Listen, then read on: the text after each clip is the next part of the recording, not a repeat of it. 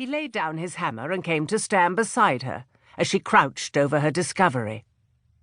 In the face of the stone plate were 4 slender conical shells, the shortest an inch or so, the largest completely intact, at least 4 inches.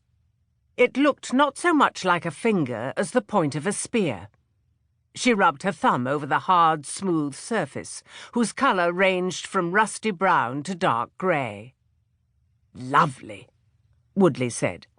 "I believe you have discovered something, Miss Bennet." "I have," Mary said. The rock containing the fossils was roughly a foot across. Together they pulled it from beneath the rubble and placed it into her canvas satchel. It was not so heavy, but Mr. Woodley carried it toward the dog-cart they had left at the foot of the road, where his man Daniel and Alice, Mrs. Bennet's maid, waited. As they approached, Daniel saw them, hurried over, and took the satchel, carrying it the rest of the way. Woodley had him set it on the floor of the cart. The gravity with which Alice had taken her duties as chaperone was evidenced by her staying with Daniel, rather than braving the blustery seashore.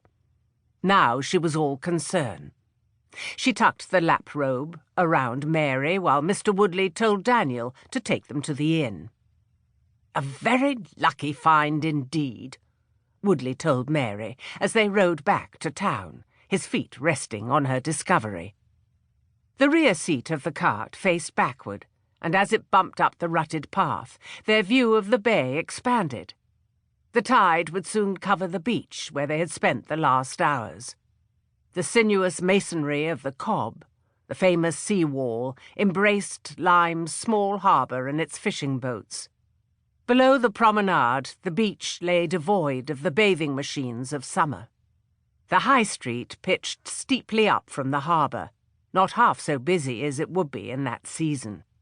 Daniel manoeuvred their cart around a man waiting anxiously with a groom alongside a chaise and 4.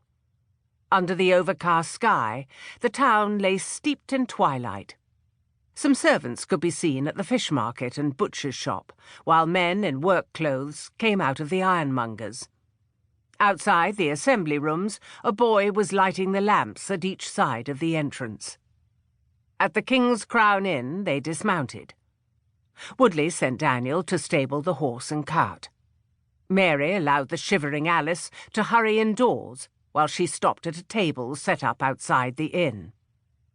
On the table were displayed baskets full of Dudley locusts, verteberries, and several such devil's fingers as Mary had discovered. A large flat stone leaning against a table leg showed the skeleton of some ancient fish. A girl of perhaps 15 years of age, wearing a well-worn dark green wool dress and an unadorned bonnet, minded the table.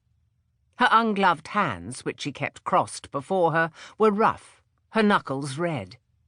This was the celebrated Mary Anning, the girl the locals said had survived being struck by lightning as an infant, and who had acquired such a reputation for her ability to find fossils that enthusiasts from as far away as Edinburgh frequented her stall. Mary had made her acquaintance earlier. Mary Anning was shy around her betters, but at moments her intelligence broke through their difference in station. Mary wanted to tell the girl what she had found, but hesitated, and in a moment Woodley arrived. A basket on the table contained a dozen devil's fingers. Woodley selected one. Mary Anning's hopeful eyes watched his every move. He addressed the girl. "You ask a shilling for one of these? Yet this lady has found several herself this very day." Mary Anning's eyes met Mary's, a glimmer of excitement in her gaze. "Did you go where—" "Excuse me," Woodley interrupted. "I believe I asked you a question." "Beg pardon, sir. The lady asked me how she might look for such as these, and I told her." Woodley nodded.